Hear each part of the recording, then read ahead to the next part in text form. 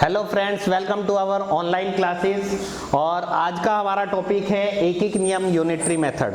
देखिए, काफ़ी स्टूडेंट्स की डिमांड थी कि सर हमारे सिलेबस में यूनिटरी मेथड लिखा हुआ है, एक एक नियम लिखा हुआ है। जैसे आप रीट के एग्जाम्स देते हैं तो रीट लेवल 1 में लिखा हुआ है, उसके बाद आपका पटवारी का एग्जाम, राजस्थान पटवारी का एग्जाम है तो उसमें भी लिखा हुआ है। तो इसलिए देखिए, एक एक नियम अलग से कोई चैप्टर नहीं है, लेकिन इसका यूज आपका हर चैप्टर में होता है, चाहे वो आपका समय कार्य वाला चैप्टर हो, पाइप टंकी वाला चैप्टर हो, समय दूरी वाला टॉपिक हो, प्रतिशत, लाभ हानि, साधारण ब्याज, चक्रवृद्धि ब्याज, सब जगह एक एक नियम का यूज होता है।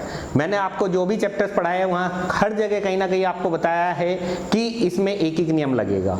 तो मेन तो आपको वही है कि एक एक नियम उसी तरीके से करना है।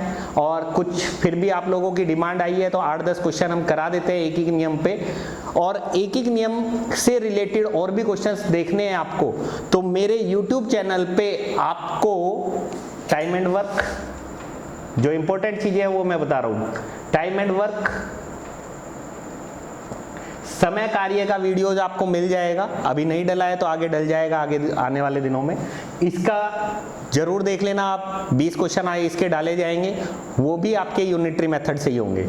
उसके बाद पाइप एंड सिस्टम्स, पाइप और टंकी, पाइप एंड सिस्टम्स वाला टॉपिक, उसमें भी एक एक नियम ही लगता है। उसके बाद time and distance, time and distance, यानी जो जो भी टॉपिक मेरे YouTube पे डले हुए हैं वो सारे आप देख लेना, चाहे प्रतिशत हो, लाभ हानि हो, कोई भी चैप्टर हो, क्योंकि हम कहीं ना कहीं हर चैप्टर में एक एक नियम का ही यूज करते हैं।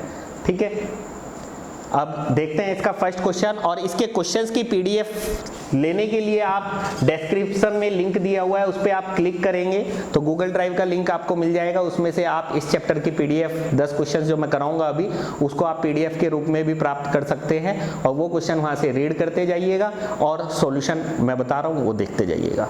देखिए, फर्स्ट क्वेश्चन कहा है इसने कि एक कक्षा में 152 विद्यार्थी हैं। क्योंकि देखो, आप कह रहे होंगे सर क्वेश्चन डायरेक्ट चालू कर दिया, बेसिक कुछ बताया नहीं। बेसिक कुछ भी नहीं है। देखो, पहले बेसिक कुछ सुनना चाहते हो तो सुन लीजिए। मान लीजिए 1 रुपए में आपने 5 टॉफी खरीदी तो 2 रुपए में कितनी खरीदोगे?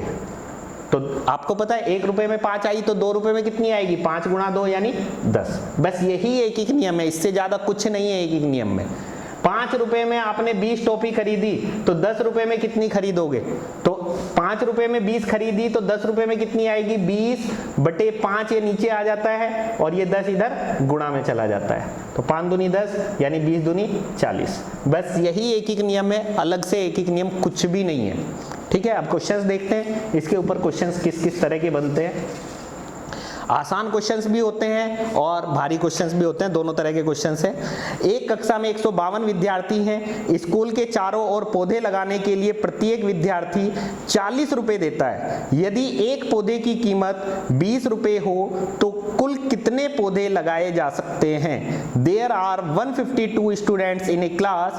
Each of the students contributed ₹40 for planting trees around the school.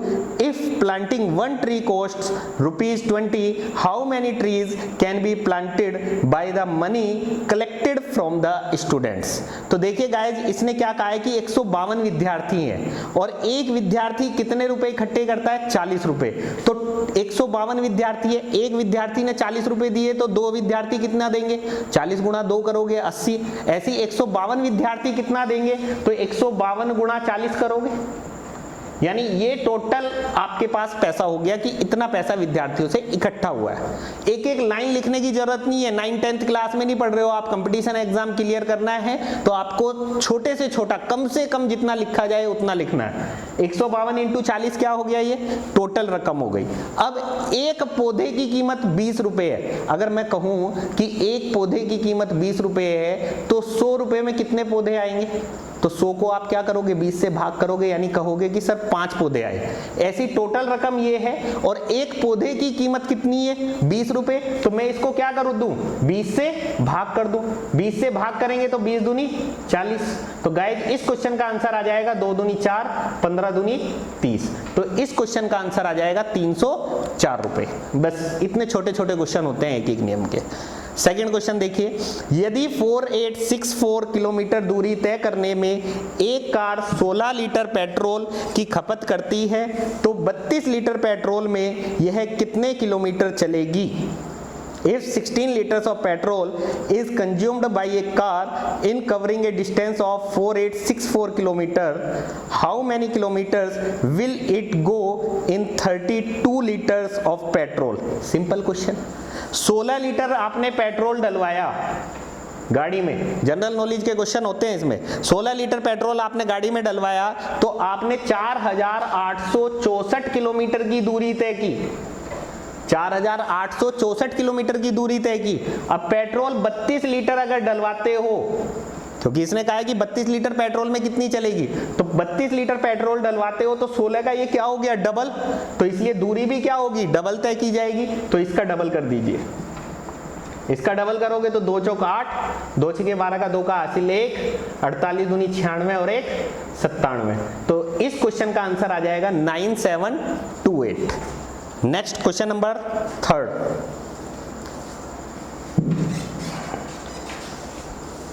Price of 24 bats and 32 hockey sticks is ₹8400। What will be the price of 3 bats and 4 hockey sticks? 24 बल्लों तथा 32 हॉकी स्टिक्स का मूल्य 8400 रुपए है। 3 बल्लों तथा 4 हॉकी स्टिक्स का मूल्य क्या होगा? तो देखिए, इसने कहा है कि 24 बैट्स हैं, 24 बैट्स हैं और 32 हॉकी स्टिक्स हैं, 32 हॉकी स्टिक्स हैं, इनका मूल्य कितना है, 8400 रुपए। क्लियर? अब इसने पूछा है 3 बैट और 4 हॉकी स्टिक्स का मूल्य, 4 हॉकी स्टिक्स का मूल्य। देखिए, अगर इतना सही क्वेश्चन है और ये कहे कि एक बैट का मूल्य बताओ, एक हॉकी का मूल्य बताओ, तो आंसर आएगा कैन नॉट बी डिटरमाइंड, निर्धारित नहीं किया जा सकता। क्योंकि अलग अलग अगर आप निकालोगे तो 2 यहाँ पे वेरिएबल्स है, बी और एच, 2 आपके अचर हैं, तो समीकरण सोल्व करने के लिए, यानी अचर 2 वैल्यूज निकालनी है तो उनको सोल्व करने के लिए समीकरण भी 2 होनी चाहिए। लेकिन यहाँ पे क्या है, समीकरण एक ही है, तो इसलिए अलग अलग आप नहीं निकाल पाओगे। तो कभी भी वो क्वेश्चन ऐसा देगा तो आप ये मत सोचो कि हाँ कैन नॉट बी डिटरमाइंड आएगा, क्योंकि उसने क्वेश्चन की लैंग्वेज देखो, 3 बैट प्लस 4 हॉकी, तो 3 कैसे आएगा, जब मैं 24 को 8 से भाग कर दूं 3 आ जाएगा, और 8 को इसको भी भाग करूंगा तो 4 आ जाएगा। यानी एक तरीके से मुझे करना क्या है, यहाँ पे भाग कर देना है 8 से, तो 8 या 24 और 8 चौक 32। जब आपने इधर 8 से भाग किया है तो इधर भी 8 से भाग कर दीजिए। 8 से भाग करोगे तो 8 × 8 0, 8 पंजे 40। तो गाइज इस क्वेश्चन का आंसर आ जाएगा आपका 1050 रुपए।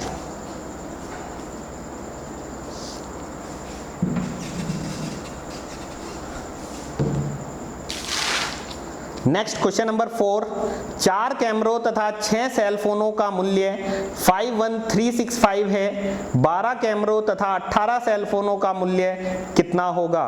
Price of 4 cameras and 6 cell phones is ₹51365। What will be the price of 12 cameras and 18 cell phones? देखिए, 4 कैमरे और 6 cell phone, camera 6, cell phone को एस से डिनोट कर देते हैं, सेल फोन। 4 कैमरा और 6 सेल फोन, इनका मूल्य कितना दिया हुआ है? 51365, 51365। अब इसने कहा है कि 12 कैमरे तथा 18 सेल फोन का मूल्य कितना होगा।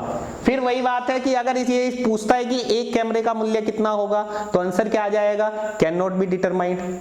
लेकिन इसने एक कैमरे का नहीं पूछा, इसने 12 और 18 पूछा है। तो 12 कब आएगा? जब मैं 4 में क्या करूं, 3 से गुणा कर दूं, तो 3 चौके 12 भी हो जाएगा और 3 छंगे 18 भी हो जाएगा।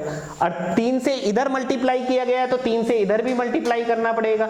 तो 3 पंजे 15 का 5 का हासिल 1, 3 छंगे 18 और 1 19 का 9 का हासिल 1, 3 3 और 1 10 की 0 हासिल 1, 3 1 3 और 1 4, 3 पंजे 15। तो गाइस इस क्वेश्चन का आंसर आ जाएगा ये।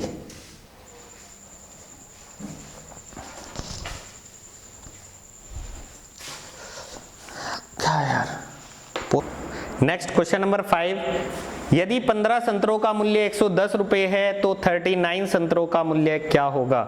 If 15 oranges costs rupees 110, what do 39 oranges costs? तो 15 संतरों का मूल्य कितना है? 110 रुपए। 15 संतरों का मूल्य कितना है? 110 रुपए। तो अब इसने कहा है 39 संतरों का मूल्य कितना होगा, तो 39 का कितना हो जाएगा? 110 बटे 15 इंटू 39, यही लिखा जाएगा। 15 नीचे डिवाइड में आएगा, 13 मल्टीप्लाई में। 3 से काटा 5, 3 से काटा 13, 5 से काटोगे 5 दूनी 10, 1 5 दूनी 10, 22 की और 13 की गुणा कर दीजिए। 13 दूनी 26 का 6 का हासिल 2, 13 दूनी 26 और 2 28, 286। तो गाइज इस क्वेश्चन का आंसर कितना आ जाएगा? 286 रुपीज। नेक्स्ट क्वेश्चन, 12 आदमी किसी कार्य को 24 दिन में समाप्त करते हैं। देखिए ये क्वेश्चन कौन से चैप्टर में गया? समय कार्य वाले चैप्टर में। 12 आदमी किसी कार्य को 24 दिन में समाप्त करते हैं, तब 8 आदमी इस कार्य को कितने दिन में समाप्त करेंगे? 12 men can do a piece of work in 24 days. How many days are needed to complete the work in If 8 men do this work? देखिए अब आप यहाँ पे थोड़ा सा दिमाग लगाइएगा कि 12 आदमी हैं, 12 आदमी हैं तो कितने दिन में काम खत्म होता है? 24 दिन में। 24 दिन में, क्लियर? अब इसने कहा है कि 8 आदमी, तो 8 आदमी इस कार्य को कितने दिन में करेंगे, ये पूछा गया है। तो अब आप यहां पर ये मत कर देना कि 24 बटे 12 इंटू 8। अगर ऐसा करोगे तो क्वेश्चन गलत हो जाएगा, क्योंकि आप इससे करोगे तो 12 दूनी 24, 8 दूनी 16 दिन आएगा। लेकिन अगर आप थोड़ा सा कॉमन सेंस लगा के देखें कि अगर 12 आदमी 24 दिन में काम खत्म करते हैं, प्रैक्टिकली सोचना कि 12 आदमी 24 दिन में काम खत्म करते हैं और आदमियों की संख्या अगर मैं कम कर दूं तो दिन क्या लगेंगे? ज्यादा लगेंगे। दिन क्या लगेंगे? ज्यादा लगेंगे। और ज्यादा लगेंगे तो फिर ये तो 16 दिन है, 24 से ज्यादा लगने चाहिए, जबकि ये 16 आ रहा है, कम आ रहे हैं। तो इसलिए इस तरीके से आप इस क्वेश्चन को नहीं करेंगे। कहां पे डिवाइड करना है, कहां पे मल्टीप्लाई करना है? डिवाइड, अभी तक जितने भी क्वेश्चन किए मैंने उसमें डिवाइड किया, क्योंकि ये चीज आप मेरा मिश्र समानुपात, मिक्स्ड प्रोपोर्शन वाला चैप्टर देख लेना यूट्यूब पे। अभी नहीं डला है तो आगे डल जाएगा। मिश्र समानुपात वाले में जो है 40-50 क्वेश्चन आपको कराए जाएंगे टोटल मिला के। एप्लीकेशन पे भी, एप्लीकेशन पे 40-50 क्वेश्चन होंगे और यूट्यूब पे फ्री कोर्सेज में 20-25 क्वेश्चन हो जाएंगे। ठीक है, जिनको फ्री वाला देखना है वो यूट्यूब पे देख लेना, और जिनको पूरी की पूरी R S Agarwal book complete करनी है वो एप्लीकेशन से कोर्स परचेज कर लेना। ठीक है, उसमें हमने आपको ये पूरा बताया है कि किस तरीके से क्या क्या होता है। यानी जैसे अभी मैंने कहा कि 1 रुपए में मैंने 1 पेंसिल खरीदी, तो 2 रुपए में 2 पेंसिल खरीदूंगा। यानी एक राशि के बढ़ने से दूसरी राशि क्या हो रही है? बढ़ रही है। अगर मैं 5 रुपए में 5 पेंसिल खरीदता हूं तो 1 रुपए में 1 ही आएगी ना। यानी एक राशि के कम करने से दूसरी राशि कम हो रही है। तो इसको नोट करके लिख लेना अच्छे से कि यदि एक राशि के बढ़ने से दूसरी राशि बढ़ती है अथवा एक राशि के घटने से दूसरी राशि घटती है, तब हमें सदैव डिवाइड करना है। जितने भी अभी तक क्वेश्चन किए हमने उनमें सब में डिवाइड किया। लेकिन अगर क्वेश्चन उल्टा हो जाए कि अगर एक राशि के बढ़ने से दूसरी राशि कम हो या एक राशि के कम होने से दूसरी राशि बढ़े, तो ऐसे केसेस में हमेशा मल्टीप्लाई करना है। ठीक है, मल्टीप्लाई करना है, या यूं कह लीजिए कि ये m1 है और ये d1 है। ठीक है, ये m2 है और हमें d2 निकालना है। तो अभी मैंने आपको बताया कि क्या करना है, मल्टीप्लाई करना है। तो मल्टीप्लाई यानी m1 d1 is equal to क्या लिखा जाएगा? m2 d2। और डिटेल में आप मिश्र समानुपात वाले वीडियोस देख लेना, उसमें पूरा अच्छे से नोट करके भी लिखवाया जाएगा। और इसके ऊपर और भी 4-5 फॉर्मूले हम ड्राइव करेंगे, उसमें जो है पूरा बताया जाएगा आपको कि जो है ये किस तरीके से यूज होता है। अब यहाँ पे सिंपल अगर इसमें आप फॉर्मूला लगाएं तो क्या करेंगे? m1 की जगह 12 आदमी, d1 की जगह 24, m2 की जगह 8 आदमी और d2 हमें फाइंड करना है। बस वैल्यू पुट करनी, आंसर आएगा। 8 से काटा 8 तिया 24, 12 तिये 36, यानी दूसरे दिनों की संख्या कितनी आ गई 36। मान लीजिए फॉर्मूला याद नहीं रहता है तो आपको बस एक लाइन याद रखनी है कि एक राशि के बढ़ने से अगर दूसरी राशि घटती है तो क्या करना है, गुणा करना है। गुणा कर दो, आंसर अपने आप आएगा। ठीक है, 12 इंटू 24 और इधर 8 इंटू D2, 8 से काटा 8 तिये 24, 12 तिये 36। तो गाइज इस क्वेश्चन का आंसर आ जाएगा 36। Next question, question number 6। 12 आदमी किसी कार्य को 24 दिन में समाप्त करते हैं, तब 8 आदमी इस कार्य को कितने दिन में समाप्त करेंगे? अच्छा, ये तो हो गया ना 6th क्वेश्चन। ठीक है, क्वेश्चन नंबर 7th, सॉरी। ए किसी कार्य को 10 दिन में पूरा करता है जबकि बी इसे 15 दिन में पूरा करता है। यदि दोनों एक साथ मिलकर कार्य करें तो कार्य कितने दिन में समाप्त होगा? A completes a work in 10 days while B completes it in 15 days. In how many days together they will complete the same work? तो देखिएगा ये क्वेश्चन आपका समय कार्य वाले चैप्टर से है। यहाँ पे एक क्वेश्चन लिया है मैंने और बाकी समय कार्य वाली वीडियोस आप देख लेना पूरा डिटेल में और ज्यादा क्वेश्चंस करने के लिए। तो इसने कहा है कि ए किसी कार्य को 10 दिन में करता है, तो ए किसी कार्य को अगर 10 दिन में करता है और बी उस कार्य को 15 दिन में करता है। अब इसने कहा है कि दोनों को एक साथ दे देते हम, तो दोनों को अगर हम एक साथ काम देंगे तो काम क्या होगा, जल्दी खत्म हो जाएगा। लेकिन यहाँ पे काम मुझे पता करना पड़ेगा कि काम है कितना, और काम पता करने के लिए आपको क्या करना है, इन दोनों का हमेशा एलसीएम लेना है।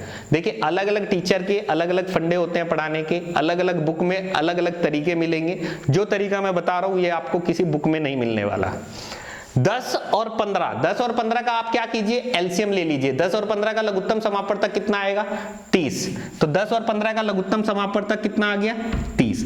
अब लघुत्तम समापवर्तक कैसे लोगे आप या तो ऐसे लोगे कि 10 और 15, ठीक है, 2 से काटा 2 पंजे 10, फिर 15, 3 से काटा 5, 5, फिर 5 से काटा, फिर 5 या 15 दूनी 30। नहीं तो दूसरा शॉर्टकट तरीका मैं सीधा सीधा बताता हूं आपको कि कभी भी अगर इस तरीके से एलसीएम आपको लेना है तो आप बड़ी संख्या का पहाड़ा पढ़िए।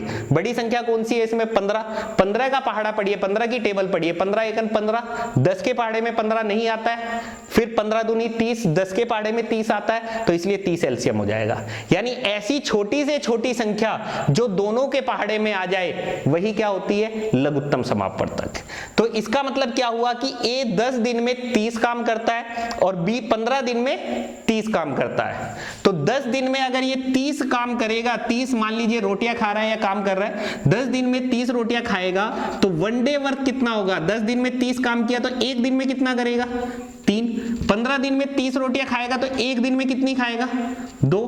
दोनों ने मिलके 1 दिन में कितनी खाई, 3 और 2 5।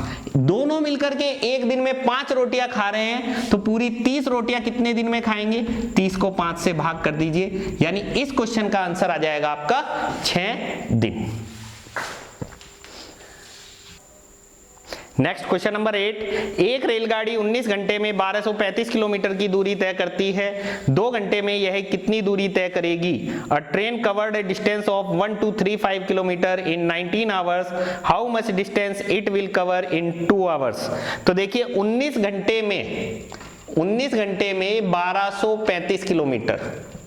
आप यहाँ पे खुद आइडिया लगाइए कि 19 घंटे में अगर 1235 किलोमीटर जाओगे और मैं अगर घंटे कम करूं तो आप दूरी कम तय करोगे तो क्या करना है, डिवाइड करना है। कितने घंटे में पूछा है, 2 घंटे में। तो 2 घंटे में कितना, 1235 बटे 19 ये नीचे डिवाइड में इंटू 2। 19 से काटोगे 19 छिका 114, बचे 9, 19 पंजे 95, 65 दूनी 130। तो गाइज इस क्वेश्चन का आंसर आ जाएगा 130। नेक्स्ट क्वेश्चन, यदि 13 मीटर लंबी लोहे की छड़ का भार 23.4 किलोग्राम है तब 6 मीटर लंबी छड़ का भार कितना होगा? If 13 metre of a uniform iron rod weighs 23.4 kg, then what will be the weight of 6 metres of the same rod? देखिए ये छोटी सी रोड है, ये मान लीजिए 13 मीटर की है, इसका वजन 23.4 किलोग्राम है। अगर मैं इस छड़ को आधा कर दूं तो वजन भी क्या हो जाएगा, कम हो जाएगा। तो एक राशि के घटने से दूसरी राशि क्या हो रही है, कम हो रही है, तो हमें क्या करना है, डिवाइड करना है। तो डिवाइड कर दीजिए। 13 मीटर का वजन कितना है, 13 मीटर का वजन कितना है? 23.4 किलोग्राम। ठीक है, उसके बाद 6 मीटर का वजन कितना होगा? 23.4 डिवाइडेड बाई 13 इंटू 6। 13 से काटोगे 13 एकन 13 बचे 10, 13 अट्ठे 104, 1.8, 18 पंजे 90, 18 छके 108, 10.8। तो गाइज इस क्वेश्चन का आंसर आ जाएगा 10.8 किलोग्राम। नेक्स्ट क्वेश्चन, एक रेलगाड़ी 45 मिनट में 51 किलोमीटर दूरी तय करती है। ये देखिए समय दूरी रेलगाड़ी वाले चैप्टर का क्वेश्चन। कितने समय में यह 221 किलोमीटर दूरी तय करेगी? तो कम दूरी है तो कम समय, ज्यादा दूरी है तो ज्यादा समय, सीधी सी बात है। करना क्या है? Divide. A train covers a distance of 51 kilometre in 45 minutes, how long will it take to cover 221 kilometre? 51 kilometre distance को कितनी देर में? 45 मिनट्स में। अब देखिए एक चीज और ध्यान रखनी है इन क्वेश्चंस में कि आंसर आपको जिसमें भी निकालना होता है उसको हमेशा राइट हैंड साइड में लिखा जाता है। आंसर अगर टाइम में निकालना है तो टाइम को राइट हैंड साइड में लिखोगे, अगर आंसर आपको डिस्टेंस में निकालना है तो डिस्टेंस को राइट हैंड साइड में लिखना होगा। अब यहाँ पे समय निकालना है तो समय को मैंने राइट हैंड साइड में लिखा है। उसके बाद इसने कहा है कि 221 किलोमीटर की दूरी तय करने में, तो 221 kilometre is equal to how much? 45 upon 51 into 221। इसको सॉल्व करेंगे। 3 से काटा 17, 3 से काटा 15, 17 एकन 17 बचे 5, 17 × 3 = 51, 15 × 3 = 45 का 5 का हासिल 4, 15 एकन 15 और 4 19। 195 मिनट्स इस क्वेश्चन का आंसर आ जाएगा। डियर फ्रेंड्स, आप मुझसे मेरे YouTube चैनल के माध्यम से भी जुड़ सकते हैं। YouTube चैनल आप सर्च करोगे अरविंद कौशिक मैथ्स क्लब के नाम से। उसके बाद आप फेसबुक अकाउंट पे भी जुड़ सकते हैं, सेम नेम से अरविंद कौशिक मैथ्स के नाम से फेसबुक पे भी पेज भी मिलेगा आपको, और अरविंद कौशिक मैथ्स क्लब के नाम से ही ग्रुप भी है। द विजन कोचिंग सेंटर के नाम से भी ग्रुप है और द विजन कोचिंग सेंटर का पेज है, उसके नाम से भी आप जुड़ सकते हैं। कोई भी आपके डाउट है आप मेरे को व्हाट्सएप पे अपना डाउट भेज सकते हैं। आपके जो भी डाउट होंगे वो आपको वीडियो के रूप में मिल जाएंगे, व्हाट्सएप पे मिल जाए या फिर फेसबुक पे मिल जाए या फिर यूट्यूब पे मिल जाए। जैसे भी पॉसिबल होगा उस तरीके से मैं आपके डाउट्स के सॉल्यूशन दे दूंगा। और जिन्होंने अभी तक मेरा चैनल सब्सक्राइब नहीं किया है, आपसे रिक्वेस्ट है कि प्लीज पहले मेरा चैनल सब्सक्राइब कर लें। जो एप्लीकेशन पे भी स्टूडेंट्स हैं उनसे भी अनुरोध है कि एक बार यूट्यूब पे जाकर के मेरा चैनल सब्सक्राइब कर लें, क्योंकि आपको एप्लीकेशन में क्या है, आपके सिलेबस के अकॉर्डिंग सब कुछ मिल रहा है। जितना सिलेबस में लिखा है उतना आपको मिल रहा है। लेकिन जैसे अगर पुराने पेपर्स के सॉल्यूशन है, जैसे मान लीजिए राजस्थान एलडीसी का पेपर सॉल्यूशन, वो मैंने पुराने, आप मेरे वीडियोस देखोगे तो मैंने सॉल्व करके डाल रखे हैं। राजस्थान पुलिस कांस्टेबल के पेपर, उसके बाद रीट लेवल 1 लेवल 2 के पेपर्स, आप उनको देखोगे कि हाँ जो पुराने पेपर्स आए हैं और जो क्वेश्चंस मैं आपको करवा रहा हूं वो मिलते जुलते हैं कि नहीं है। कहीं ऐसा तो नहीं कि सर जो क्वेश्चंस कराए और रहे हैं वो पेपर में आते ही नहीं है, क्योंकि आपको ये कॉन्फिडेंस आना बहुत जरूरी है कि जो क्वेश्चंस मैं करवा रहा हूं, जिस बुक से करवा रहा हूं वो आपके लिए बिल्कुल सही बुक है। तो इसलिए सबसे पहले आप जाकर के YouTube पे मेरे चैनल को सब्सक्राइब कर लें, और जो पुरानी वीडियोज हैं, पेपर्स हैं, शॉर्टकट ट्रिक्स की भी वीडियोज हैं, मल्टीप्लाई की ट्रिक्स, स्क्वायर रूट की ट्रिक्स, वो आप चेक कर लीजिए।